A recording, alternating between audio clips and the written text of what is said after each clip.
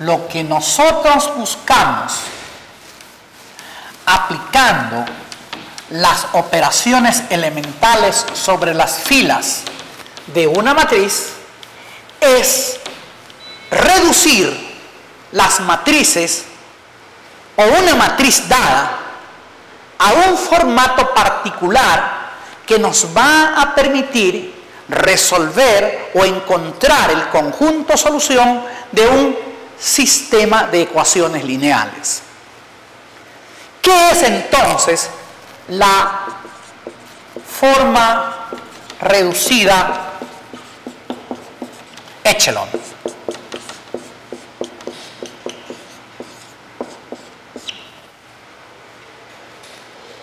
Entonces, fíjense, una matriz M por N, una matriz A, M por N, se dice que está reducida a la forma echelon si cumple tres condiciones. Voy primero a verbalizarlas y luego paso a ilustrarlas numéricamente. La primera condición para que una matriz esté en la forma reducida echelon es que todas las filas que sean diferentes, que sean cero, o sea, cuyos elementos sean todos cero, deben estar al final. Es decir, no puede haber una fila que tenga un elemento distinto de cero precedida de una que sea, todos sus elementos sean cero. Esa es la primera condición. La segunda condición es que si se tiene un elemento diferente de cero en una de las filas, todos los elementos de esa que están en la columna a la que pertenece ese elemento deben ser cero. Y por último, el primer elemento distinto de cero de cualquier fila debe estar a la derecha de un elemento distinto de cero de una fila precedente. Precedente quiere decir anterior, es decir, la fila 3 precede a la 4, a la 5, etc.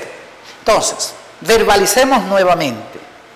Tres condiciones para tener fila, para que sea forma echelon. Primero, todas las filas cuyos elementos sean completamente cero deben estar al fondo de la matriz. Es decir, deben estar precedidas de filas que tengan números distintos de cero, valores distintos de cero. Segundo, si ustedes tienen un elemento que es el primero de la fila, que es distinto de cero, todos los elementos de esa columna a la que pertenece el elemento distinto de cero deben ser cero. Y la tercera condición, el primer elemento distinto de cero de toda fila debe ser 1, el número 1, y estar a la derecha de el elemento distinto de cero de la fila precedente. Entonces, el ideal de forma echelon es la matriz de identidad. Fíjense, la matriz de identidad está en forma echelon.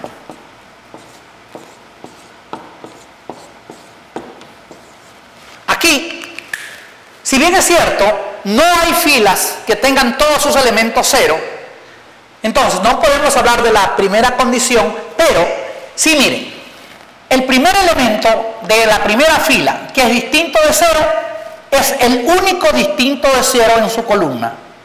En la segunda fila, el primer elemento distinto de cero es el único elemento diferente de cero en la columna. E igual acá, ¿sí?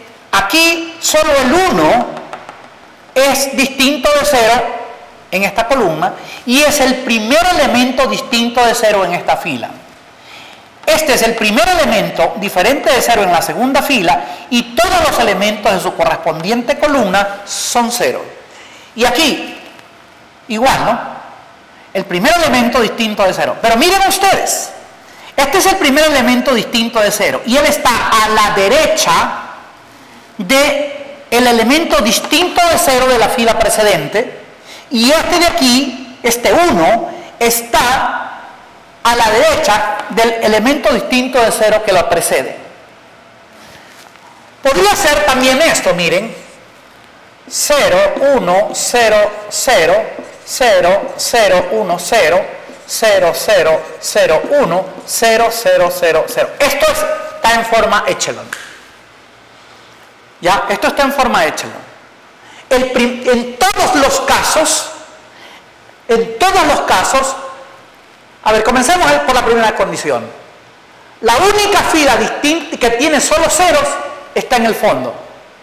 Todas las demás filas que tienen algún elemento distinto de 0,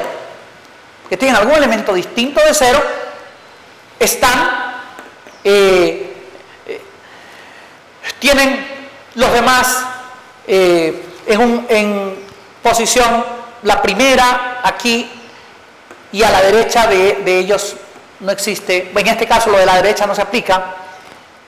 En este caso se aplica el de la derecha porque este es el primer elemento distinto de 0. El primer elemento distinto de 0 de la segunda fila está a la derecha de este, que es el primer elemento de la primera, y este está a la derecha de este, que es el primero de la segunda. En esta columna, solo él es distinto de 0. En esta columna, solo él es distinto de 0. En esta columna, solo él es distinto de 0. Y esta, que es la fila 0, es la única fila 0, pero está al fondo. ¿Ya? Entonces, esta está en forma echelon. Por ejemplo, ¿quién no estaría en forma echelon? Esta.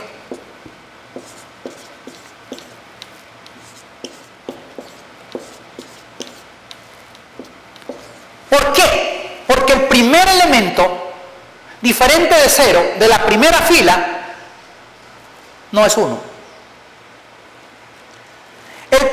Todo lo demás se cumple. Esta no está en forma echelon. Esta de aquí, 1, 0, 0, 0, 0, 0, 0, 1, 0, no está en forma echelon. ¿Por qué? Porque esta fila no está al fondo. Esta fila no está al fondo. No. Y esta otra, miren.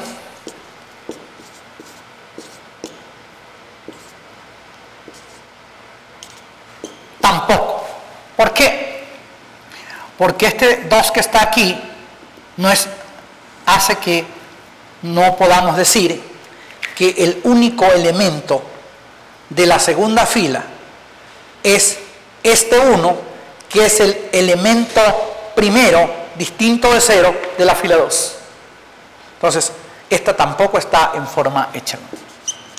Entonces, recuérdense las 3 condiciones para hacer que una matriz esté en la forma echelon. Todas las filas que tengan solo ceros deben estar al fondo. ¿Ya? Deben estar siempre precedidas de las filas que tienen algún elemento distinto de 0. En segundo lugar, tiene que haber el primer elemento distinto de 0, ¿ya? Tiene que ser el único que en esa columna no sea 0. De igual manera, el primer elemento diferente de 0 debe ser un 1, es decir, el número 1, y estar a la derecha de cualquier elemento distinto de 0 que sea el primero de las filas previas. ¿Ya? Entonces, 3 condiciones. Esas condiciones son las que nos van a facilitar todo lo que es la resolución de sistemas lineales y es la que permite programar en una computadora la resolución de problemas que involucren matrices, que involucren sistemas, etc. En general, los problemas con los que se analiza, de vectores que se analizan en el álgebra lineal. Bien, entonces aquí vamos a dejar porque en la próxima ya comenzaremos a trabajar con lo que son los sistemas lineales. En cierta literatura, al primer elemento de la forma echelon se lo llama pivot, es decir, este sería, por ejemplo, aquí sería el pivot correspondiente a esta fila, este es el pivot de la segunda fila, etc. Es decir, si en algún rato ustedes me escuchan hablar del pivot de una fila, entonces eso significaría que estamos hablando del primer elemento distinto de 0 de la fila, que si está en forma echelon, tiene que ser el número 1.